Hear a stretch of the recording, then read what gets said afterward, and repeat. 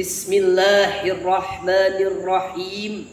Assalamualaikum warahmatullahi wabarakatuh. Alhamdulillah, alhamdulillahilladzi la ilaha illallah, la mawjuda illallah, la ma'buda illallah, la matluba illallah, la maqsuda illallah.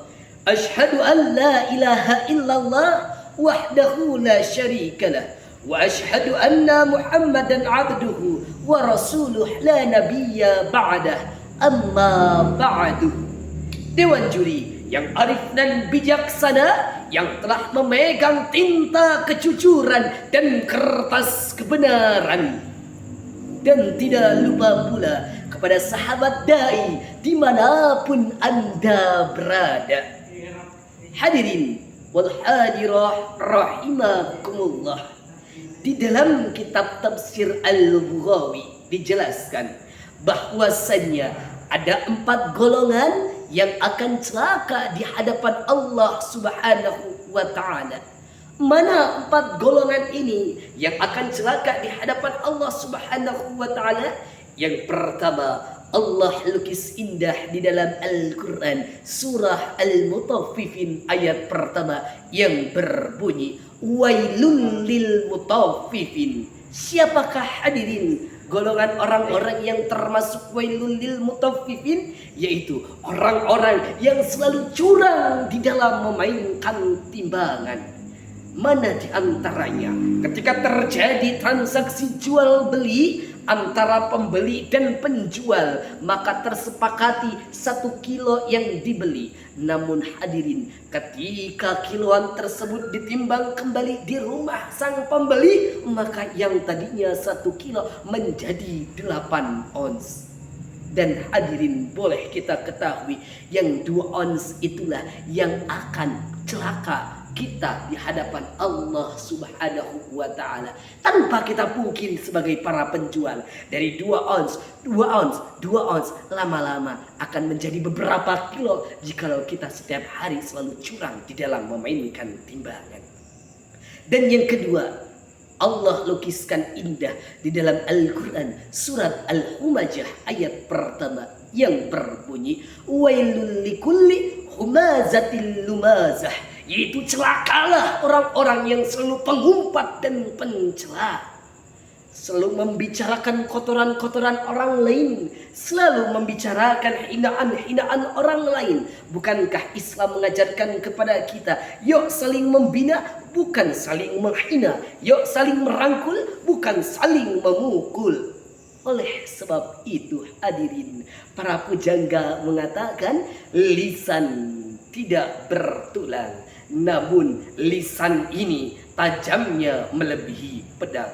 Begitu pula dengan sesuai sabda Rasulullah SAW yang berbunyi, "Man kana yu'minu billahi wal yaumil akhir falyakul khairan aw liyasmut." Barang siapa engkau beriman kepada Allah dan hari akhir, maka berbicaralah yang baik atau lebih baik diam.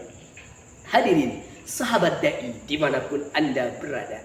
Dan golongan yang ketiga di dalam kitab Al-Lughawi yang akan celaka di hadapan Allah Subhanahu wa ta'ala, yaitu Allah lukiskan indah kembali di dalam Al-Quran surat Al-Humajah ayat kedua yang berbunyi alladzi jama'a malan wa'addadah, yaitu hadirin orang-orang yang selalu mengumpulkan harta dan menghitung hartanya.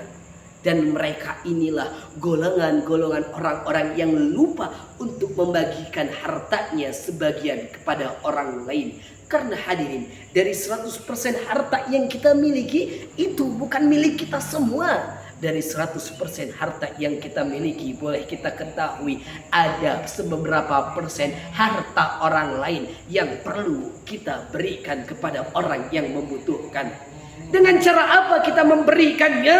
Yaitu dengan cara zakat, sedekah, infak, dan wakaf. Hadirin sahabat dai dimanapun Anda berada, Dan golongan yang terakhir yang akan celaka di hadapan Allah Subhanahu wa taala menurut tafsir Al-Bukhari, yaitu Allah lukiskan indah kembali di dalam Al-Qur'an surat Al-Maun yang berbunyi fawailul lil musallin alladzina hum an salatihim sahun. Dan celakalah orang-orang yang melaksanakan salat, yaitu orang-orang yang lalai di dalam melaksanakan sholat. Hadirin jamaah dai dimanapun Anda berada, karena banyak sekarang ketika Allah memanggil kita untuk beribadah, kita pura-pura khilaf, kita pura-pura lupa. Mana faktanya? Fakta telah membuktikan ketika Allah memanggil untuk kita melaksanakan sholat subuh, kita alasannya kesiangan. Ketika Allah panggil untuk melaksanakan sholat duhur, alasannya sedang ada kerjaan. Ketika Allah memanggil kita kembali untuk melaksanakan sholat asar, alasannya sedang dalam perjalanan. Ketika Allah kembali untuk melaksanakan sholat maghrib, kita alasannya kecapean. Dan terakhir Allah panggil kita untuk melaksanakan sholat isya, alasannya ketiduran. Na'udzubillah summa na'udzubillah min dzalik. Lantas di manakah kesempatan kita untuk beribadah kepada Allah Subhanahu wa taala?